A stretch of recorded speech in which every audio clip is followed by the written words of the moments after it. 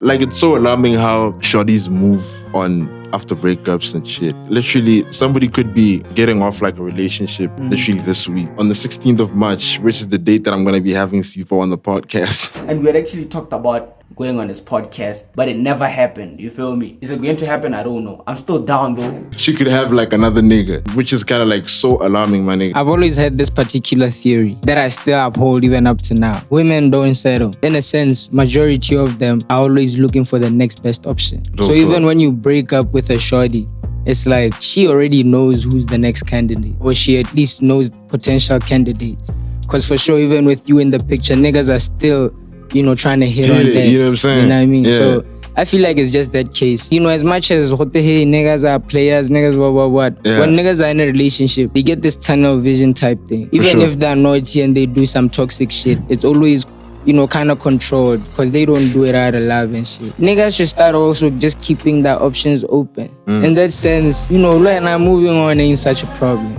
You get me? Haven't you watched Jerry Springer? Yeah, I have. You remember the episode where they were at some diner and the shorty was breaking up with him? So the shorty's like, listen, Jerry, I find it difficult to say this, but I feel like it's not working with us. I feel like we should, just see other people. Do you know what this nigga said? Legendary, bro. This nigga's eating. He's like, oh, all right, no, that's fine. She's like, what? He's like, nah, that's fine, It's life. Things like that happen, It didn't work out. I'm sorry about that. I hope you find someone who you can work with.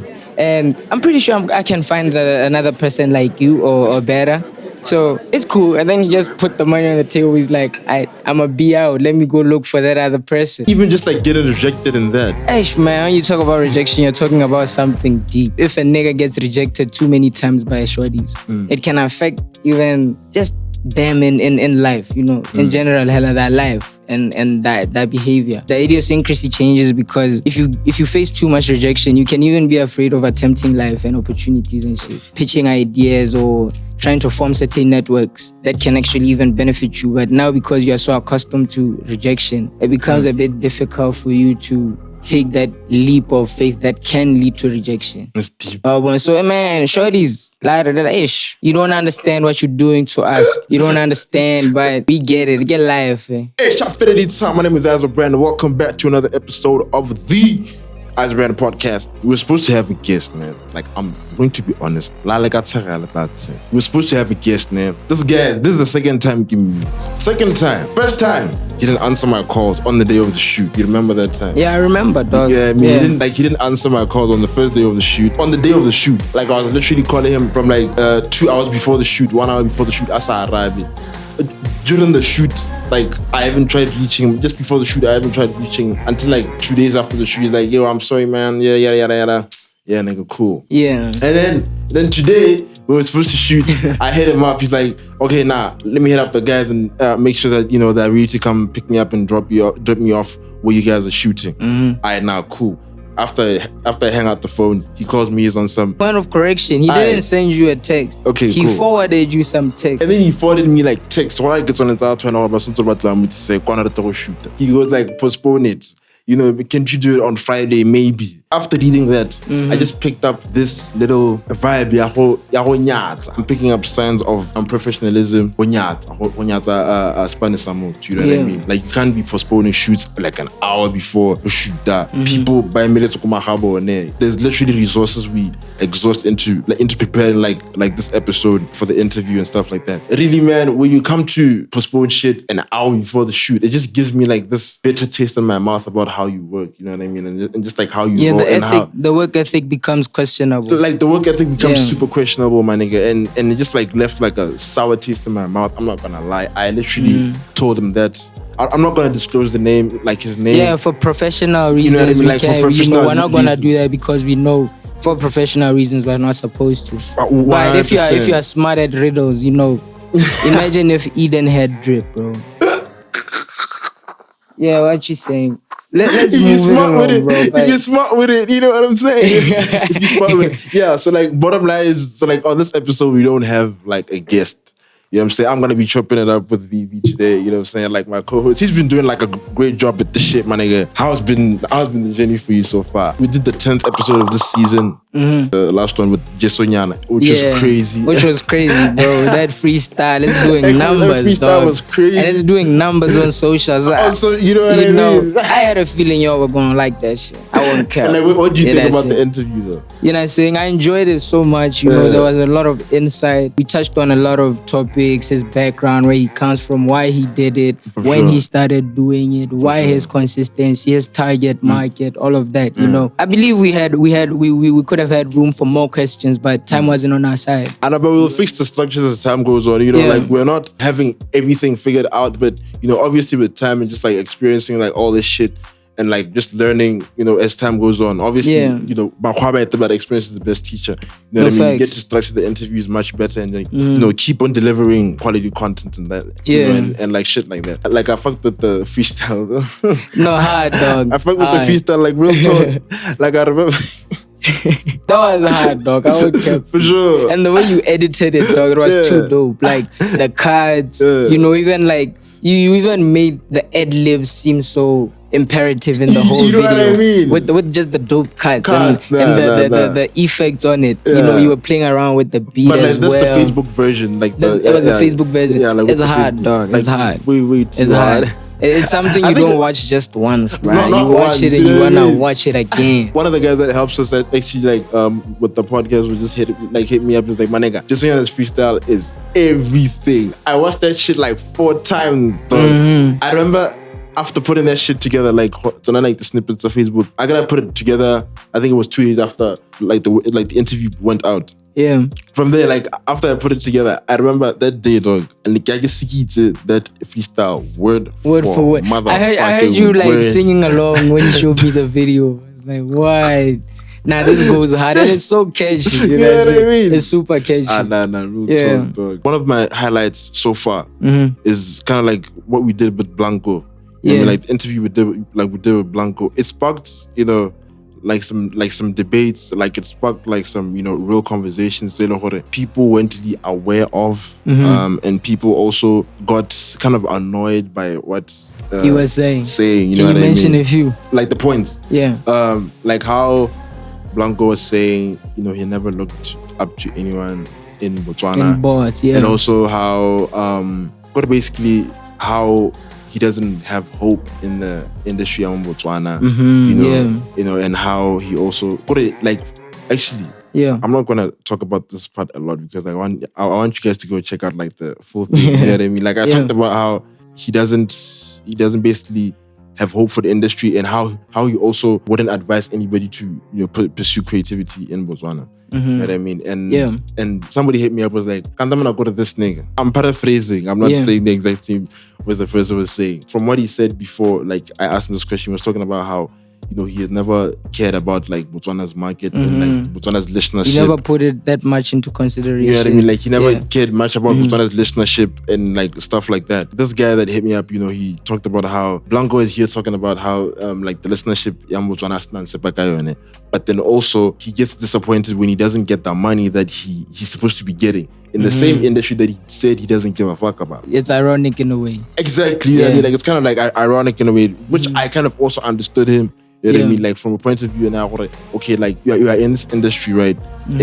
But then also at the same time, you're like, I don't care about the listenership, Botswana. But then also I want the Botswana industry to feed me. You know what I mean? Like before I could actually go and cross borders if that's like the case with you. You know how I feel about that one. Yeah. As much as he doesn't have hope in the music industry, for sure. You know, deep down he does, bro.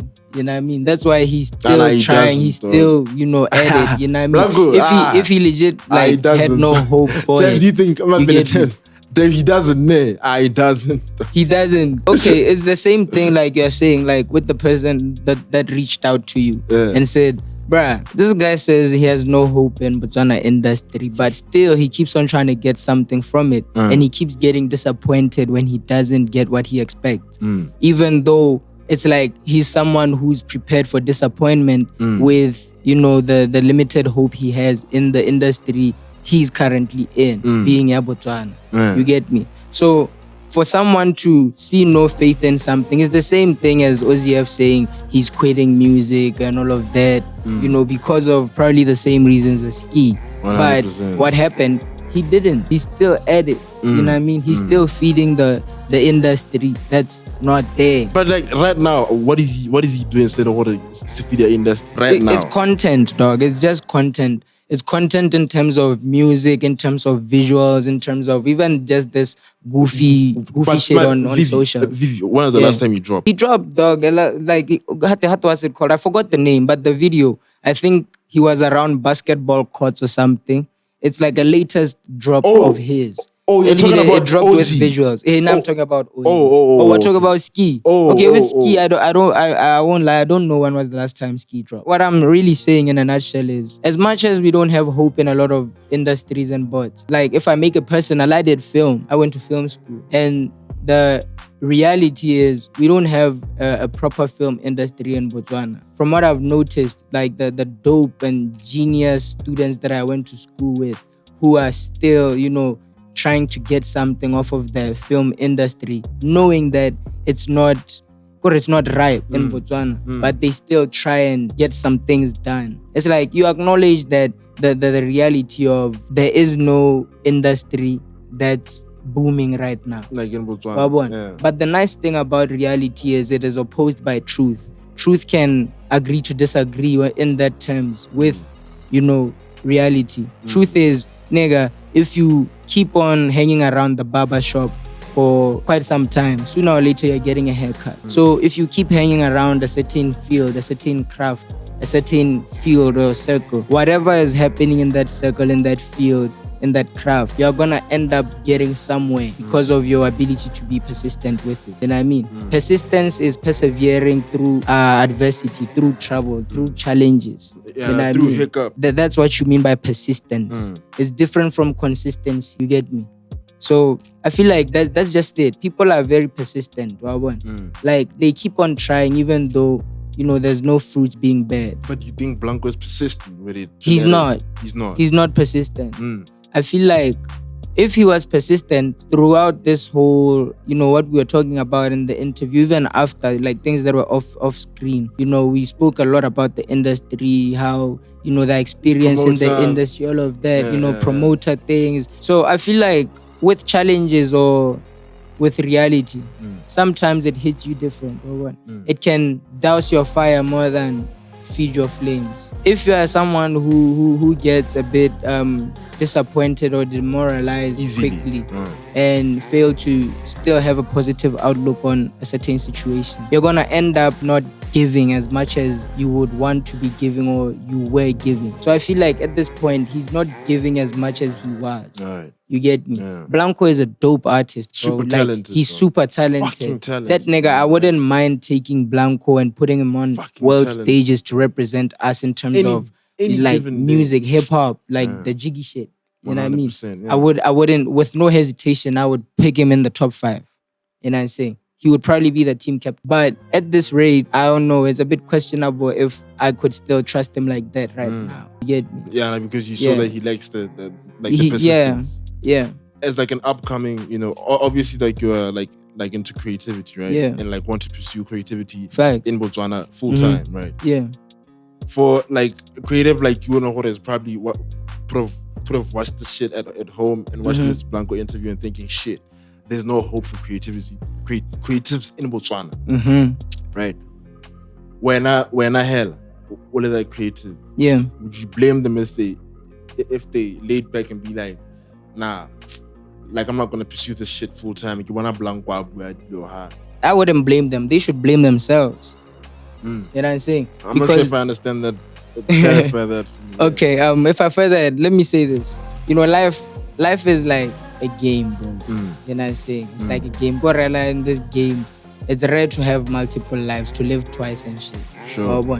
So the type of game I view life is, it's chess. But so many people play it like it's checkers. You know what I mean? It's chess. So with chess, there's psychology involved in it. So I believe like wherever psychology is involved, that means you have the ability to tweak a certain mindset or way of thinking in you to meet the circumstance of your environment and emerge victorious from it. You know what I mean? So if you hear someone saying there's no hope for a certain industry, you are in. So if I'm this type of person who is very optimistic but not ignorant of reality. Okay, I'm optimistic, I'm hoping for great things. You know what I mean? And the reality is a lot of people are, but a lot of people aren't getting it through the craft that I'm in.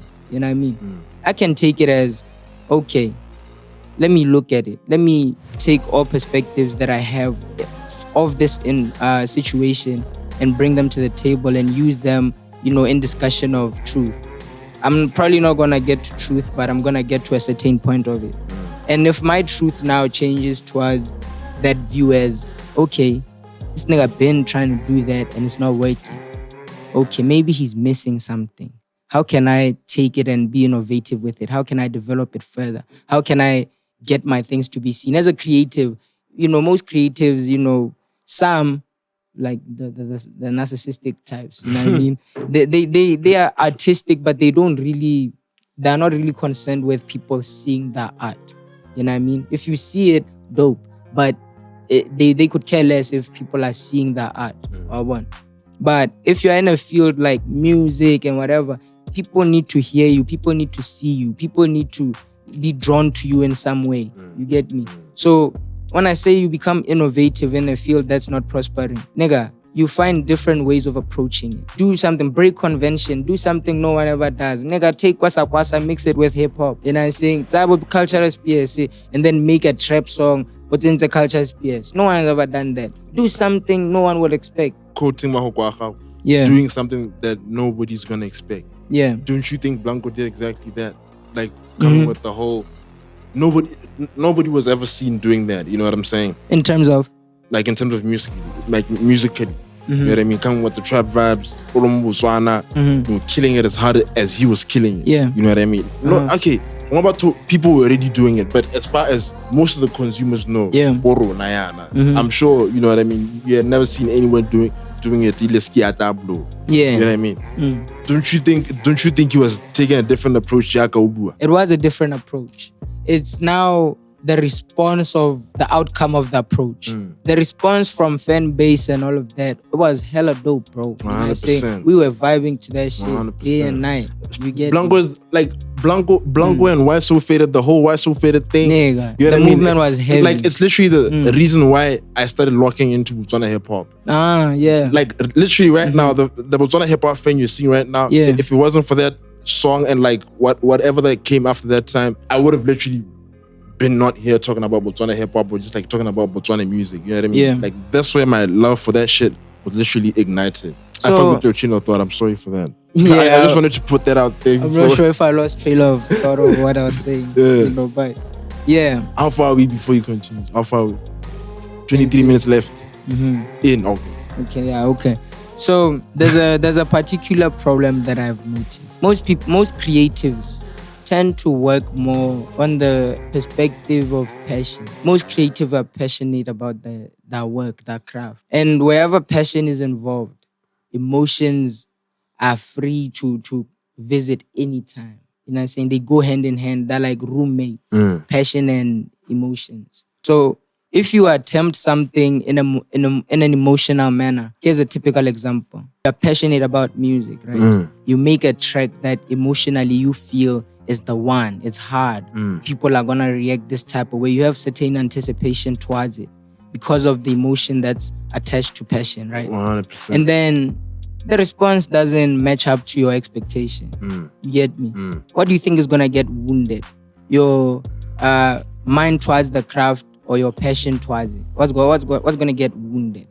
In most cases, both. Both, right? But what carries more weight is what is attached with emotion. Passion. So it's gonna be passion. So your passion is gonna be tested by these emotions of doubt, self-doubt, because people aren't responding how you thought they would respond. It's either self-doubt or disappointment. So if you step away from the emotions, I believe you can still have passion but have your emotions in check in order for that passion to work for you. Because if you don't include emotions, you become perspicacious. So Reish. Sorry. Okay, for those who don't know.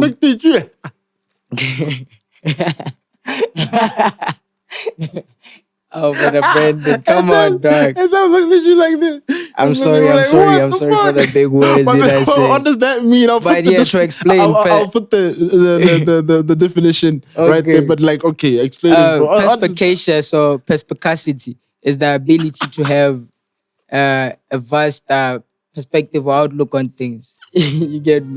Okay. Tell us what's wrong, bro. Vast outlook on that. Yeah, no, it's like being able to recognize things. Like you can be so analytic to a point where we can get in a how can I put this? Pretend I'm a saloon, right? And then if I'm a guy with a very good perspicacity, I get in. My eyes are gonna be everywhere, but I'm not just looking with my eyes, I'm also looking with my mind. You know what I mean? That means I'm in my head as I'm watching. So I'm seeing through sight. So I feel like these ideas, if I was to do the same exact thing that they're doing, I already know what they are missing, what would make that business better, how they could get ahead, how they could get more traction, what services they could, bring or involve in that, even if they're outside of that field, but they can still go hand in hand with that. To a point where if I open a salon next to it, I could probably put them out of business. You know what I'm saying? With just that insight. So that's the definition of perspicacity or perspicaciousness. Long ass explanation. But yeah, put it into context. Oh boy. Yeah. Now you threw me off.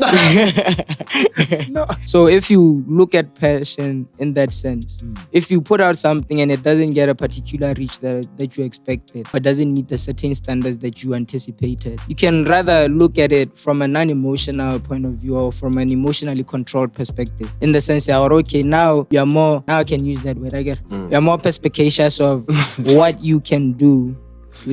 What you can do about the outcomes, how you can influence them the next time you drop, how you can get more people engaged, how you can get yourself seen more, whatever. So if you look at it like that and you cancel out emotions, it can work. A lot of reasons why passionate people or people's passions always leave them broke is because of emotion. You get me? Bars. I feel like that's why. Man, dropping C4s. Yeah, man, that's something that's lacking. It's just that mindset of knowing when emotions shouldn't be involved or when to bring in emotions to the picture. I think I understand you, bro. But just to give you like my take on the point I brought up, like basically, my nigga, not that.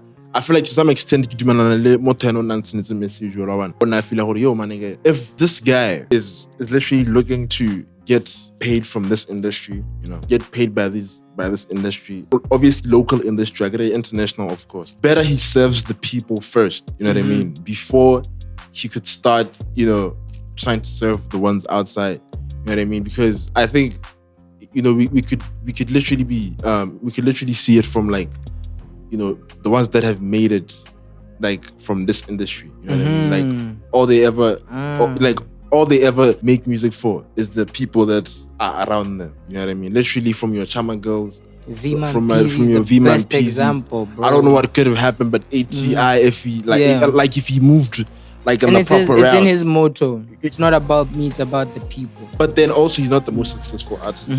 Like regardless of how much numbers he's getting, like I don't know how that's working for him. I don't know, like guys, like not that I feel like ATI could be literally far in terms of pockets wise, you know what I mean?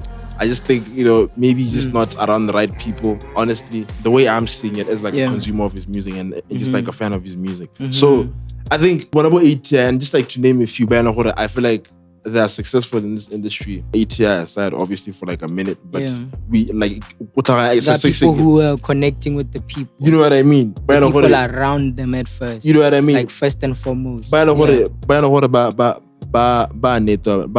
provide a kind of content that they relate with. You know what I mean? Yeah. So basically, I just feel like maybe if niggas could start taking that approach, things would be much better. You know what I mean? Yeah. Instead of like trying to reach the international market first before we could start before we could take care of the ones that are going to nourish us. Instead, look one time. You know what I mean? Take care of them first. Make sure that they're right. You know what I mean? And make sure that in terms of, like the quality content that you put out there. Yeah. You know, it's kind of also ironic because gotta keep us on this podcast, but I'm saying we should serve the people. But like also, no, we can switch it up. You know what I mean? Hey, like niggas should just serve like people, bro. Like I don't know. Maybe niggas think I'm talking shit, but like no, you brought up a very good point because it's something that I've noticed even from previous interviews, specifically the one Yaga Jeswanyana. When we asked him about his target market, who he's doing it for, he said his target market was international. And of late, like the creativity, the rapper mostly, like your music, who does it, who relates to it? Who are you trying to appeal to? And then na target market international. And I always ask follow-up questions. I always ask follow-up questions. Like, okay, by international, what do you mean?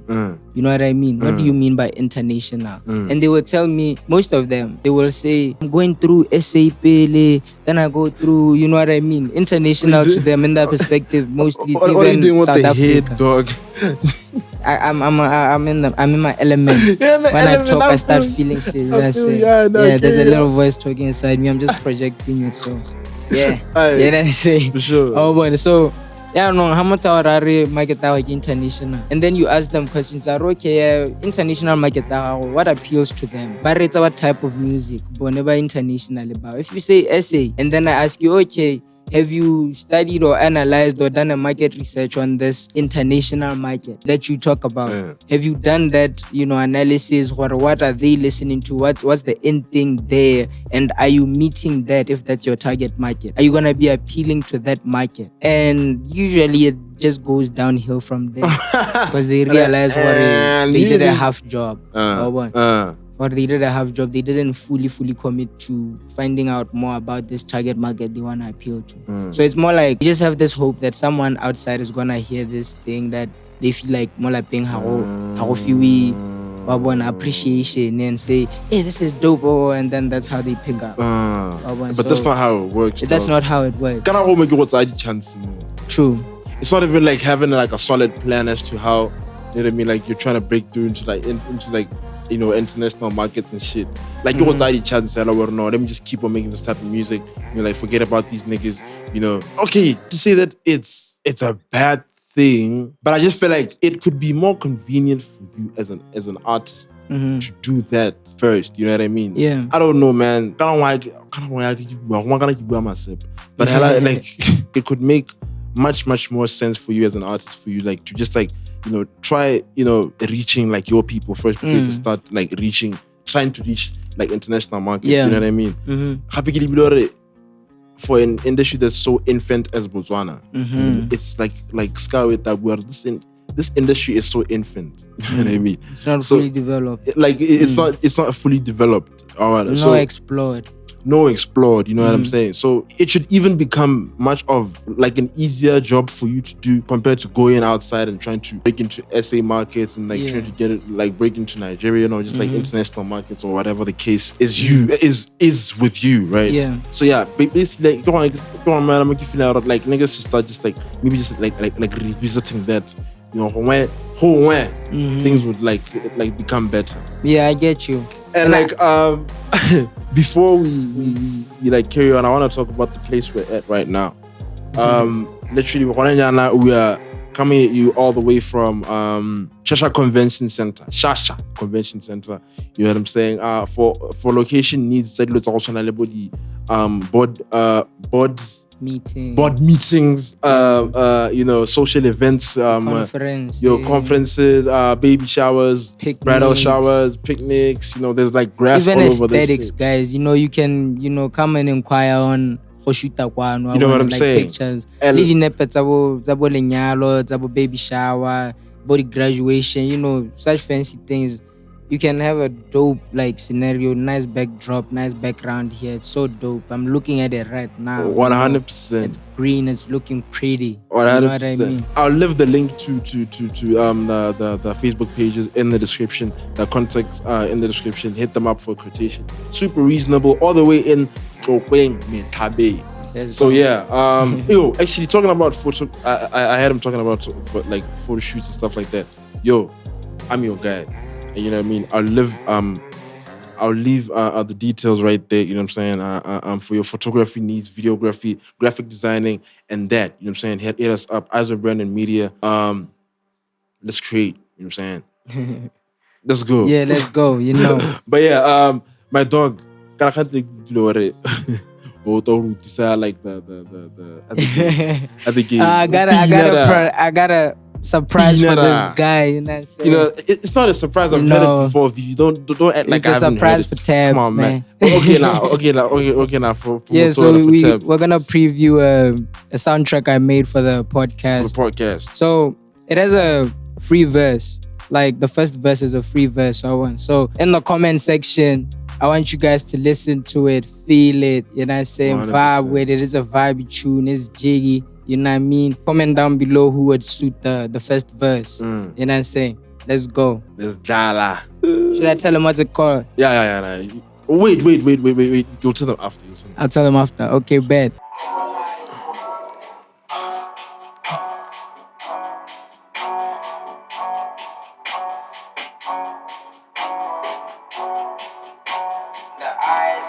Brandon Podcast.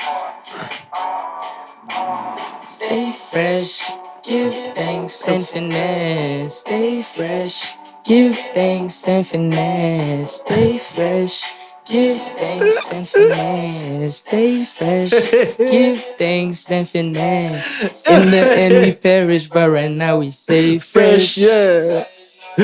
So you gotta give thanks. Yeah. And if you get to keep it once you got it, that's a billionaire finesse. The Eyes of Brandon Podcast.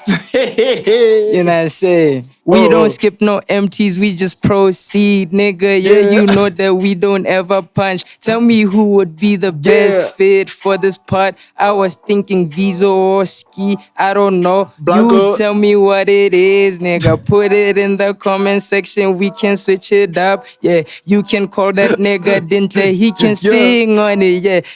Let's go. Back to the hook. In case you guys didn't notice that, like the 3 lines to the Mohawkins are stay fresh, give thanks, then finesse. Are from like the outro that I usually do, where I go like, give thanks, get fresh, praise the Lord, then finesse. You know what I'm saying? So like that's kind of like that also made like the hook kind of catchy, which made me fuck with it even more. I'm saying, shout out to Manny. Shout out to Manny. Yeah, like you heard, you know, put it in the comment section. Who would you want to hear in, like, you know, throw in like a 16 or something 100%, on the first verse. 100%. Put that in the comment. We go get him in. Him or her, you know what I'm saying? Even if it's a shorty, even if it's a nigga. Who do you think would be best? Like download link to the song in the description, but then I know that niggas are gonna fucking steal it and just like use it for their own causes. Nah, for sure. It's gonna be released here on the podcast, on the page at Eyes of Brandon. You know what I'm saying? When it drops, you'll know where to get it. We'll even leave a download link. I love giving people music for free. You are 100%. I do it for the love, you know what I mean? Yeah, yeah, one last thing. Yeah. I've realized this is becoming a routine for almost every episode. You know what I'm saying? Yeah. So I'm gonna do it again. Brandon, here I want some dramatic, some melodramatic, you know, ambient music, you know, like some tense shit. A little bit dark. You know what I'm saying? Yeah. So the moment I start there. Ladies and gentlemen, I would like to introduce myself once more, and it's very out of convention because I'm doing this towards the end. So, you know, on November 14th, something great happened. Of 1990 something, I can't disclose that. But one fateful night, a child was brought into the earth, but this child had a mark. This mark was not external, it was internal, so they couldn't notice it.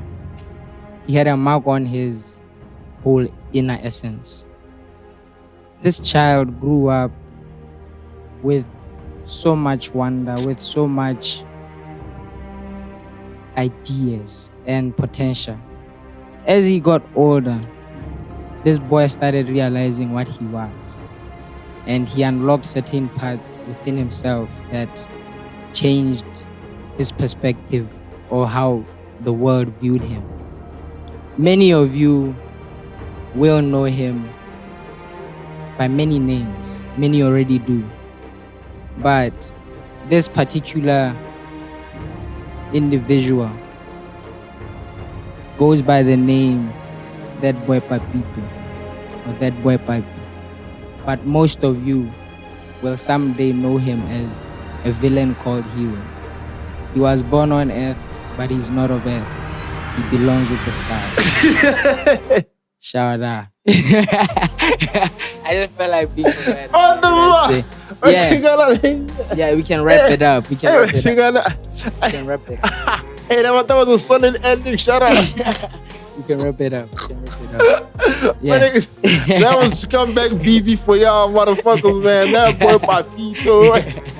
Get the fuck out of here, man. Yeah.